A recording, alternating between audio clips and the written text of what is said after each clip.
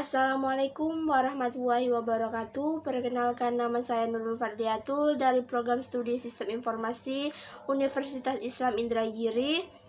Di sini saya akan menjelaskan karya ilmiah saya yang telah saya susun untuk memenuhi tugas agama yang berjudul adalah Sejarah Ruang Lingkup dan Nilai-Nilai Ilmu Akhlak. Dosen pengampu Mu'annif Ridwan, SPDI MH. Sejarah ruang lingkup dan nilai-nilai ilmu akhlak.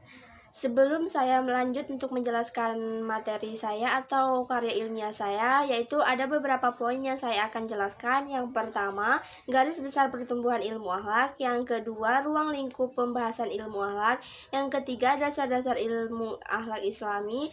Dan yang keempat, faktor-faktor yang mempengaruhi ilmu akhlak. Dan yang terakhir, nilai-nilai akhlak dan pertumbuhannya.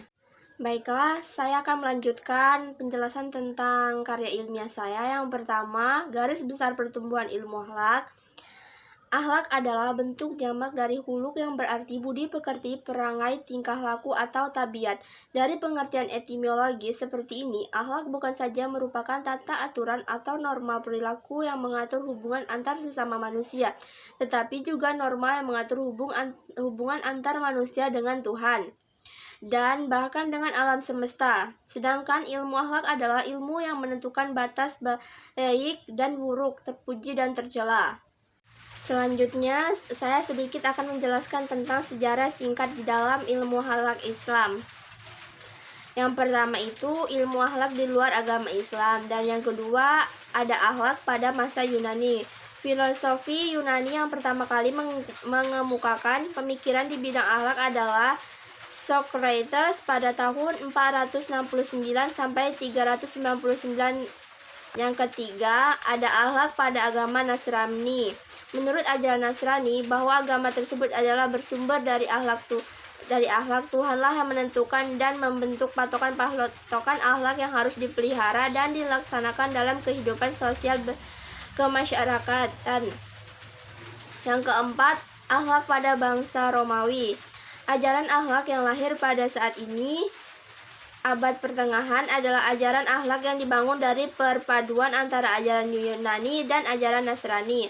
Yang kelima, ada akhlak pada agama Islam. Akhlak adalah bagian dari syariat Islam, bagian dari perintah-perintah Allah dan larangan-larangannya. Akhlak harus ada serta nampak pada diri setiap muslim agar sempurna seluruh amal perbuatan dengan Islam. Islam memiliki tokoh-tokoh yang sangat berpengaruh dalam perkembangan ilmu akhlak, yaitu yang pertama ada Nabi Ibrahim alaihissalam, Nabi Nuh alaihissalam, yang ketiga ada Nabi Lut alaihissalam, yang keempat Nabi Ayub alaihissalam, yang kelima Nabi Musa alaihissalam, yang keenam Nabi Isa alaihissalam, dan yang terakhir yang ketujuh Nabi Muhammad SAW. Dalam 100 tokoh yang terkemuka di dunia, Nabi Muhammad SAW menjadi menduduki peringkat pertama sebagai orang yang paling berpengaruh di dunia. Beliau peletak dasar negara modern di Madinah yang merumuskan perjanjian yang adil di tengah-tengah kemasyarakatan sukuistik dan pemeluk Yahudi dan Nasrani. Baik, selanjutnya saya akan menjelaskan tentang poin B, yaitu ruang lingkup pembahasan ilmu akhlak. Yang pertama ada pengertian ilmu akhlak. Menurut Jamil Saliba dalam bukunya yang berjudul Al-Mujyan dan Al-Falsafi mengatakan bahwa secara etimologis atau secara bahasa, akhlak berasal dari bahasa Arab, yaitu akhlaka yang memiliki arti al-sajiyah, disebut perangai, at-tabi'ah kelakuan, tabiat, watak dasar, al-adat kebiasaan, kelaziman, al-maru'ah peradaban yang baik, dan al-din adalah agama. Yang kedua, ruang lingkup pembahasan ilmu akhlak. Dari definisi ilmu akhlak di atas, kita dapat mengetahui bahwa ruang lingkup pembahasan ilmu akhlak yaitu membahas tentang perbuatan manusia, kemudian menetapkan apakah perbuatan tersebut termasuk perbuatan baik dan perbuatan buruk. Ahmad Amin dalam bukunya yang berjudul Kitab Al-Akhlak mengatakan bahwa objek ilmu akhlak adalah pembahasan perbuatan manusia yang selanjutnya perbuatan tersebut ditentukan baik atau buruk. Sedangkan Imam Al-Ghazali dalam kitabnya Khuluq Al-Muslimin mengatakan bahwa kawasan pembahasan ilmu akhlak adalah seluruh aspek kehidupan manusia, baik baik sebagai seorang individu maupun sebagai sebuah kelompok. Lanjut di poin C, dasar-dasar akhlak Islami. Dasar pembentukan akhlak itu adalah nilai baik atau buruk. Nilai baik disimbolkan dengan nilai malaikat dan nilai buruk disimbolkan dengan nilai setan. Akhlak manusia merupakan hasil tarik-menarik antara nilai baik dan dalam bentuk energi positif dan nilai buruk dalam bentuk energi negatif. Energi negatif itu berupa nilai-nilai yang moral yang bersumber dari takhut setan. Nilai-nilai etis moral itu berfungsi sebagai sarana pemurnian, pensucian, dan pembangkitan nilai-nilai kemanusiaan yang sejati, hati nurani.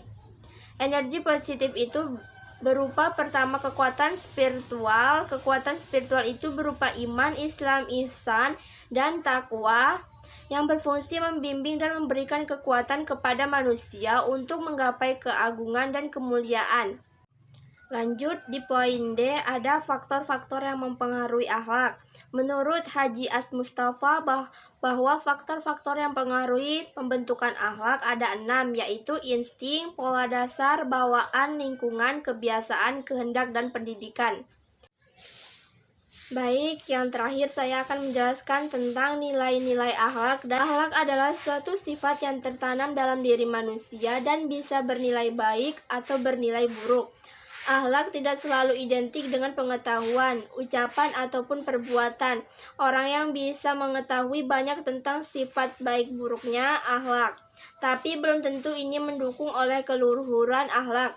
Orang bisa bertutur kata yang lembut dan manis, tetapi kata-kata bisa meluncur dari hati munafik.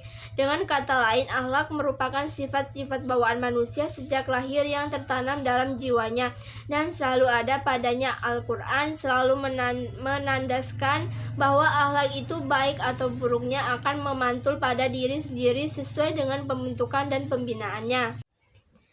Itu saja penjelasan singkat dari materi karya ilmiah saya. Semoga karya ilmiah saya ini dapat bermanfaat bagi kita semua. Dan apabila ada kesalahan kata dan penyampaian mohon dimaafkan. Saya tutup, wabillahi taufiq wal hidayah. Assalamualaikum warahmatullahi wabarakatuh.